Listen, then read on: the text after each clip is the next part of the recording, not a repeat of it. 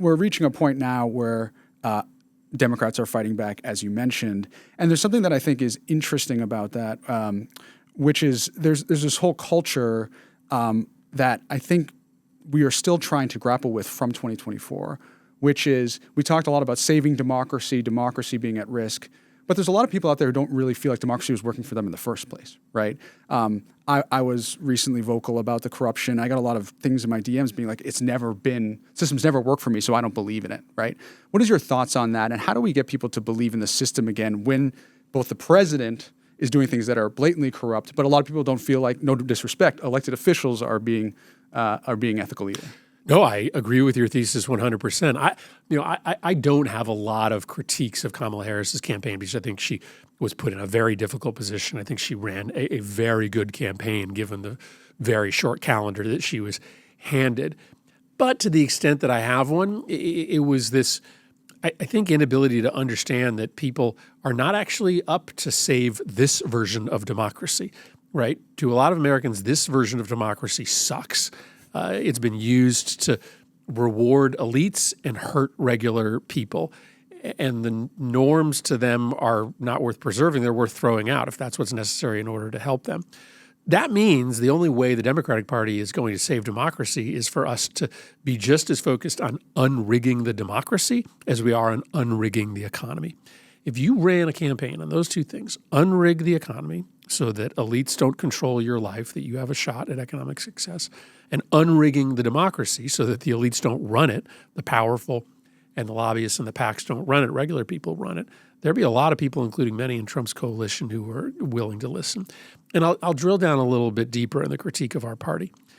When I came to Congress 20 years ago, the Democrats' approach to democracy reform was campaign finance reform. We spent a lot of time talking about the public financing of elections, getting, dark money, big money out of politics.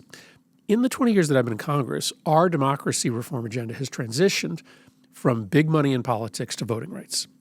Now, voting rights is a really important issue, but it's not a broadcast message, right? The issue of voting rights does not animate the entirety of the country from left to right.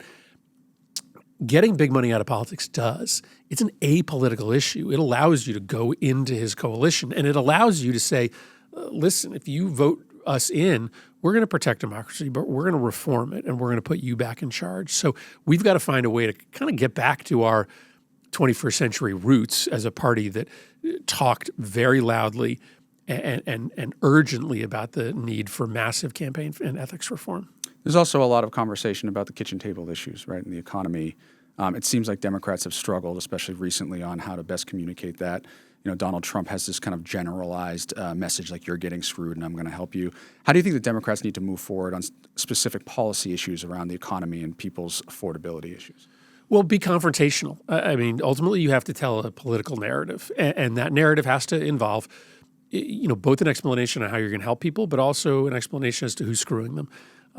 Whether you like it or not, right? Hero and villain stories, they are our lifeblood, right? That's how politics works. That's how children's theater works. It's how the movies we love work, and so it's practical politics, but it also is just true that there are some very powerful interests out there, from the private equity firms that are ruining our healthcare system to the drug industry that are price gouging consumers to the investors that are buying up huge swaths of housing and jacking up the prices.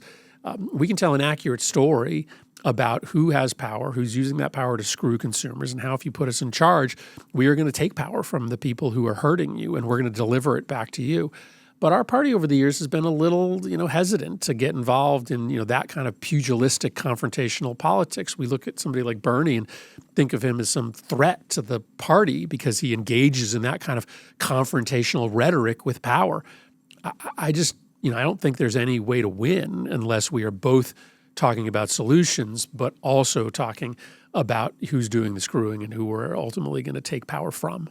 We hope you enjoyed this episode of The People's Cabinet. If you did, please like, subscribe, ring that bell, and put in the comments below who else you'd like to see sworn in. And stay tuned for new episodes every Tuesday. Let's go.